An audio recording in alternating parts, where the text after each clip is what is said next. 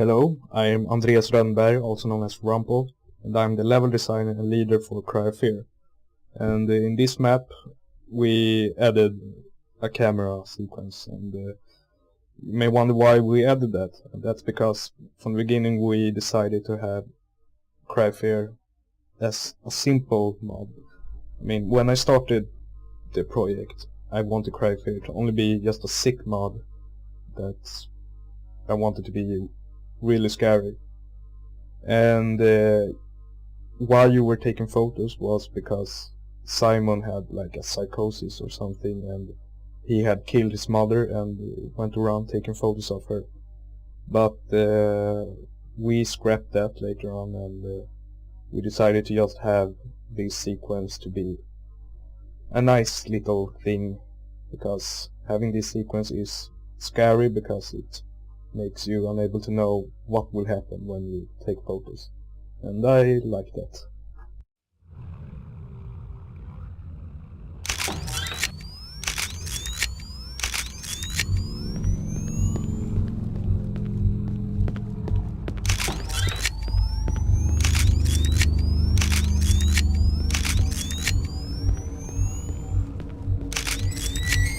Hello, I'm James, or Minwee, and I'm the programmer for Cry of Fear. This nightmare level is pretty interesting, although it's by no means technically sophisticated. Like the rest of your weapons, your camera is shooting out invisible bullets, so to speak. When the bullet hits a wall or other object, it will check all entities in its immediate radius.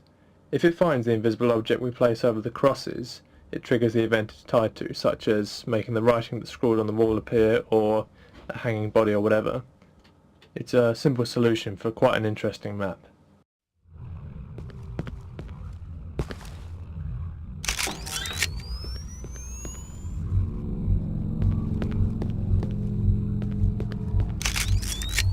Beta testing this mod was more than I asked for during the final stages of development.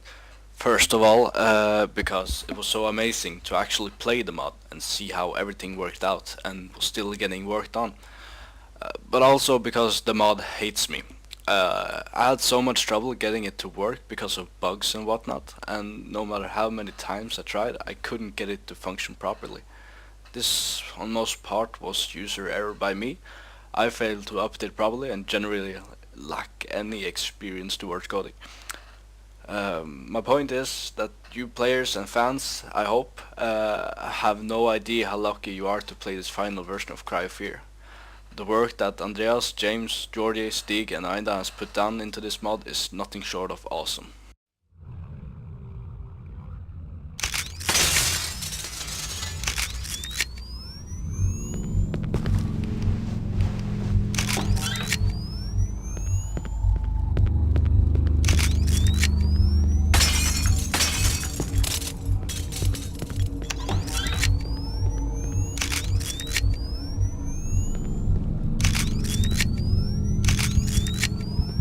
Hi, this is Stig, aka Dragonnor speaking, and I voice act Simon in Cry of Fear. Being a voice actor for Cry of Fear has been quite a journey, and I mean that literally. Cry of Fear was one of my first projects as a voice actor, and when I started working on the mod, my experience was somewhat iffy. Since there's a lot more work involved in switching out the lines in a choreographed cutscene than just switching out the audio, you'll notice a very distinct difference between the first scenes, which were also the first lines I got to work on when I joined, and the later ones when it comes to acting technique, as they're literally years apart in acting experience.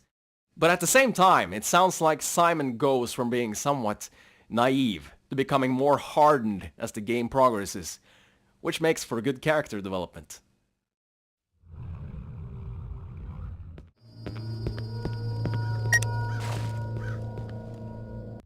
This is the start map, and it was the first map to Cry of Fear that was ever created.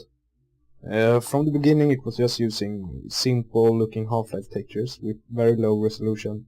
And later on I went to my capital city, Stockholm, where I went around taking photos and made my own costume textures to make it look really like Stockholm and have a really photorealistic look. Then later on I wanted to make the windows in the buildings to have their lights on, and I wanted to have people standing there and watching you, but I never added it because I didn't want to confuse the players too much in the beginning. I wanted it to stay kinda simple in the beginning, not have too much shit appearing.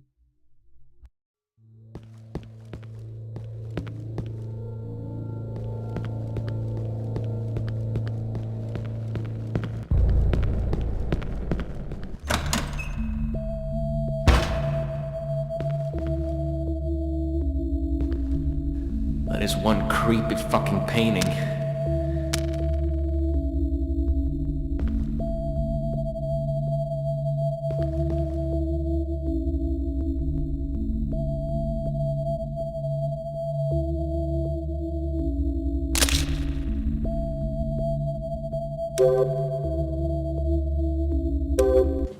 Very early on in development we decided we wanted to have extensive unlockables. Somebody came up with the idea of custom hoodies, and this presented a problem to us. There are so many instances of the Simon model spread out across the models folder that it would be almost impossible to go through every single model and replace it with a different hoodie version each time. I came up with a simple solution of replacing every single instance of Simon's hoodie texture loaded into any kind of model with an external TGA texture. In this way we can have many combinations of clothes without using multiple models.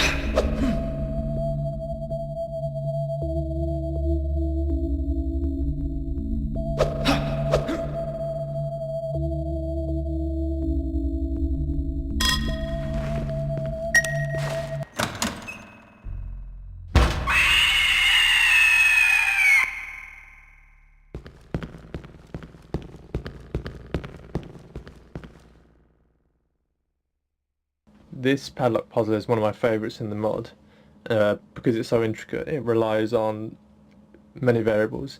As you may have noticed, the number is actually randomly generated from 11111 to 9999. So that means you can't just play through the mod and then remember what the previous combination was next time you play through. As you well know, this puzzle relies on a couple of things: gathering the username and the password, which aren't quite randomly generated, but the username and password is picked from 32 different usernames and 32 different passwords, and they can be combined. Again, so you can't just play through the mod and do the puzzles without, actually properly doing it. We decided to do this because it's just the kind of, we want people to see what we've made. We don't like the idea of people just running through the mod remembering what the solutions are. We want people to actually see what we've done, especially Rumpel's work on the churchyard area where you get the username and password. It's very good mapping. We want people to experience it.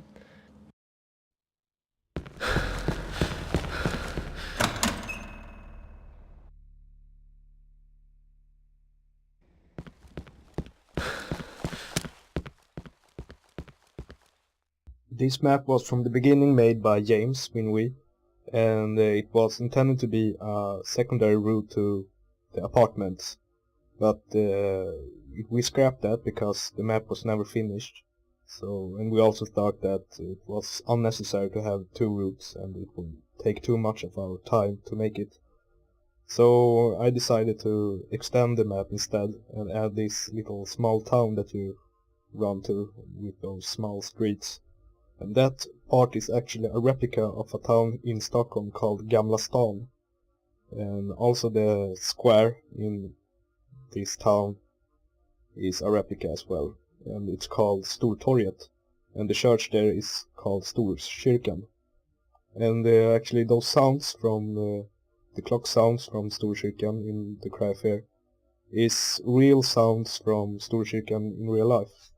And I head there only to record those sounds. That's how dedicated I am to this mod. This map was from